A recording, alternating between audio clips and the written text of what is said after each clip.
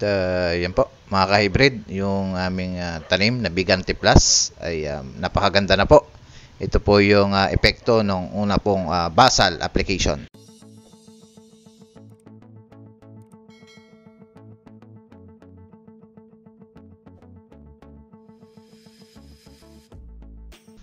Isang magandang araw mga ka-hybrid, Lakbay Farm Vlog. Nagbabalik muli sa aking YouTube channel, at kung bago ka lang sa aking YouTube channel, huwag mo kalimutan mag-subscribe, i-hit mo na rin ang notification bell para lagi po kayong updated sa mga bagong uploads at mga videos natin. So for today's video mga ka-hybrid, at i-reveal ko po sa inyo yung aming unang sabog na fertilizer o basal application dito po sa aming tanim na super hybrid rice na Bigante Plus ng Arise. Yan po mga ka-hybrid, ay medyo nabubulol po yung sa kalakabay para po sa kayong pagbigkas ng Bigante Plus imbis na Bigante Plus, Bigante Plus po ang akin nababanggit. So pagpasensya nyo na po mga ka-hybrid. So dako na tayo ngayon sa aming unang application dito po sa aming tanim.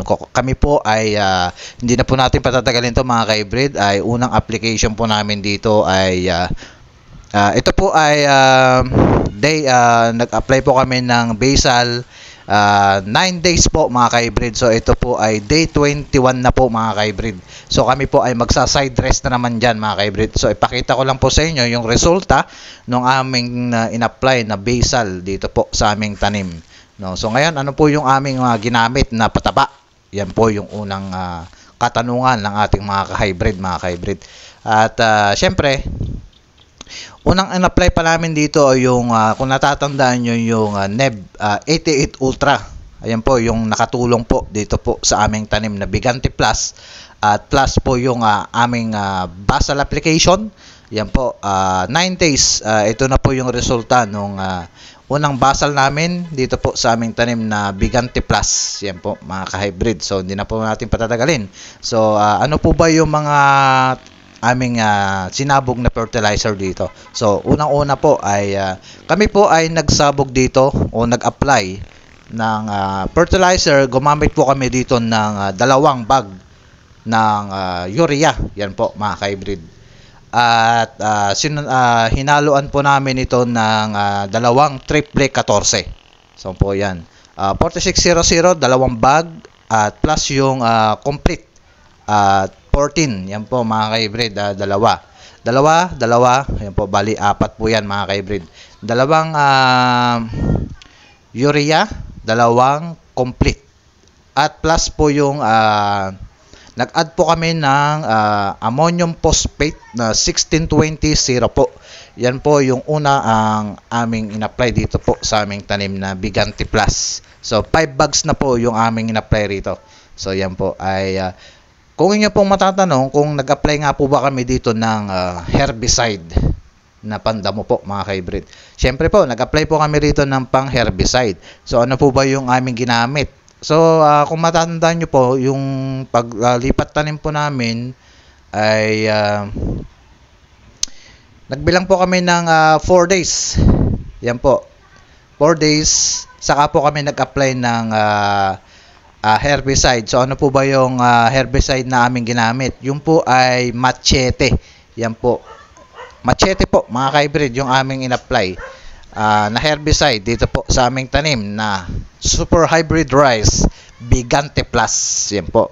So yan po, inuulit ko po, basal application namin day 9, 2 bag urea, 2 bag ng complete 14, at saka po 1 bag ng 1620 ng ammonium phosphate po. Yan po.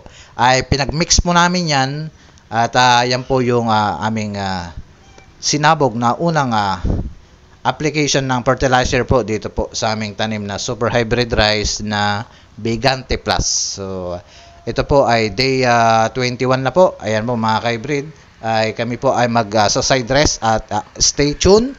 At sa aking mga next vlog, yung side dressing naman po tayo mga ka-hybrid na aking i-reveal mga ka-hybrid.